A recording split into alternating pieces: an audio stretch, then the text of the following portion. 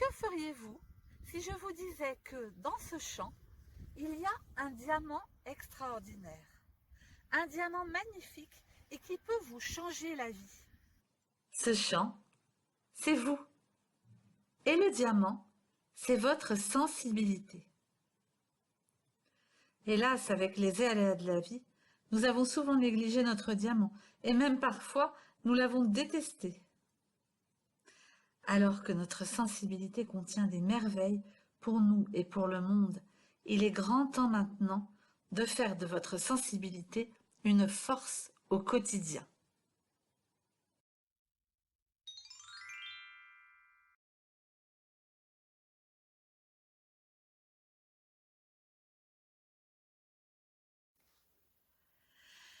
Je voudrais prendre le temps de répondre au niveau des relations amoureuses.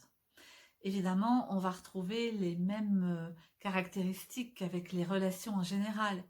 Mais déjà que l'hypersensible se prend les émotions à grande puissance, dans la relation amoureuse, ça décuple encore. Donc ça vaut le coup de s'y intéresser. Cette question veuve depuis 12 ans, j'ai un réel besoin affectif.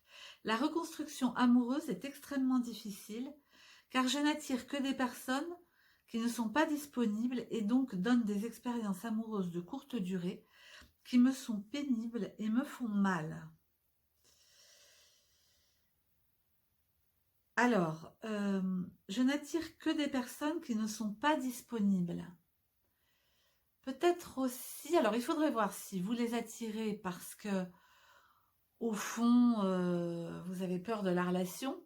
Et donc, quand on attire des personnes qui ne sont pas disponibles, ça permet d'avoir un garde-fou et de se dire, bon, bah, finalement, elle n'est pas disponible et hop, mettre fin à la relation. Donc, il faudrait déjà vérifier ça. Mais ça peut être aussi parce que vous avez un côté très enthousiaste, vous vous engagez facilement dans la relation, plus vite que les autres en tout cas, et peut-être avec moins de vérification. Ce qui serait tout à fait possible de la part d'une personne très sensible, parce que vous savez sans doute que les hypersensibles sont beaucoup plus sujets aux relations avec des personnes manipulatrices ou voleuses d'énergie. Bon, à regarder de plus près, c'est pas notre thème là. Je viendrai bien sûr à ce thème parce que il est important. Mais en tout cas, ça dit quelque chose de l'hypersensibilité qui manque de filtre et qui manque de vérification, qui se lance un petit peu sans filet. À savoir aussi d'ailleurs que ça produit deux types de comportements. C'est-à-dire qu'on a les hypersensibles, entre guillemets, qui se font avoir, qui sont tellement émus, voilà, ils rentrent, oh là là, ils sont en plein amour très vite. Mais il y a aussi la formule « je suis trop distante », trop distant. Parce que, bah, comme j'ai déjà eu des expériences un peu compliquées, du coup j'ai mis un frein, j'ai mis des blocages un peu trop forts. Et je peux du coup m'empêcher de rentrer en relation. Là, c'est pas le cas de la personne qui pose la question. Elle dit bien sûr qu'ils me sont pénibles et me font mal. Eh oui, puisque vous vous êtes engagé plus pleinement, eh bien, ça fait plus mal que de se dégager qu'une personne qui s'est moins investie. Attention à l'investissement, peut-être procéder à quelques petites vérifications avant de s'engager. Essayez de repérer le moment où vous larguez les amarres, le moment où vous vous donnez pleinement. Essayez de le repérer pour ne pas lui permettre de se déclencher aussi vite. Et ce moment-là où vous lâchez tout, de le tenir encore un petit peu plus. Hein, c'est ce fameux réglage dont je parlais. De le tenir un peu plus pour avoir un peu plus de temps pour connaître la personne avec qui vous êtes. En fait, il s'agit de gagner du temps, je pense, dans ce que vous dites.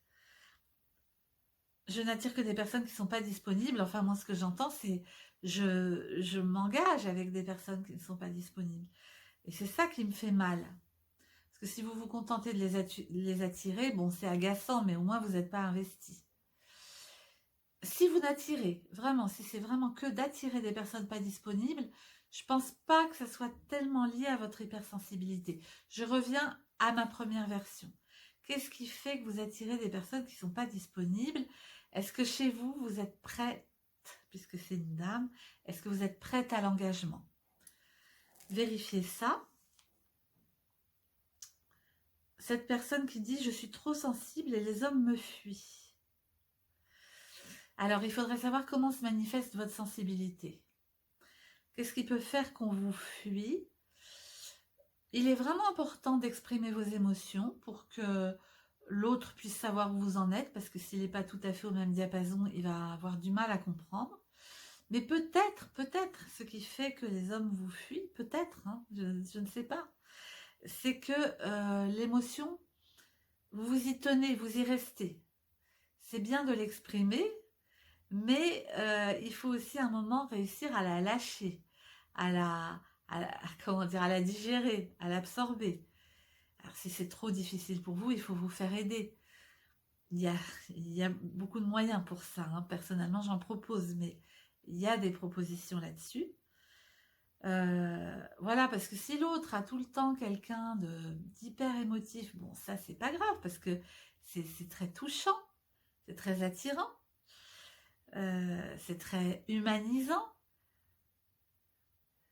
Mais si ça a comme conséquence une vie pesante, une vie où les difficultés émotionnelles sont toujours sur le devant de la scène, on peut comprendre que des personnes aient du mal à tenir dans ces systèmes-là.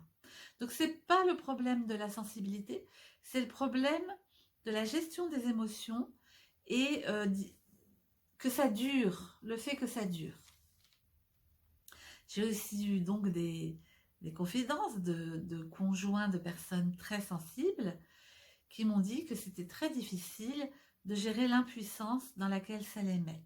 C'est-à-dire qu'ils voient que l'autre souffre et ils n'ont pas les moyens de l'aider. En tout cas, ils ne les trouvent pas, ils ne voient pas comment les aider. Eh bien là, je dirais, aidez-les à vous aider. Comment l'autre peut vous aider?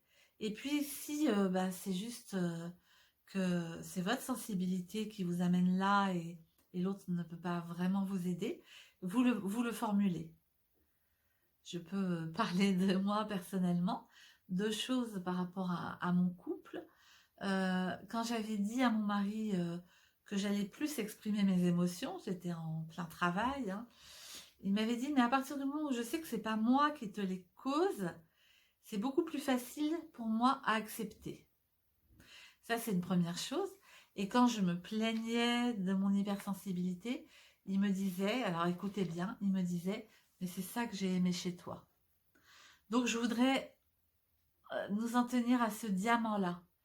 C'est que c'est très touchant, une personne très sensible, c'est très humain, et il y a souvent beaucoup d'empathie, il y a beaucoup de qualité dans la sensibilité, et ça peut aussi faire que les personnes sont attirées par vous et s'attachent à vous.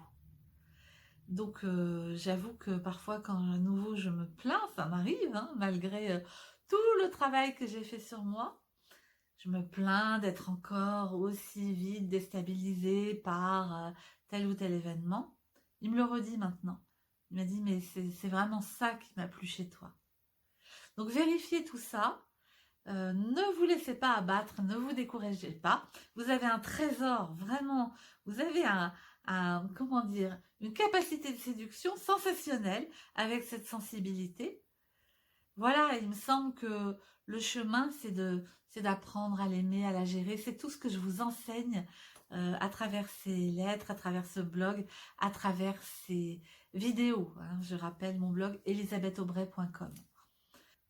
Patience, patience, vous allez trouver votre partenaire.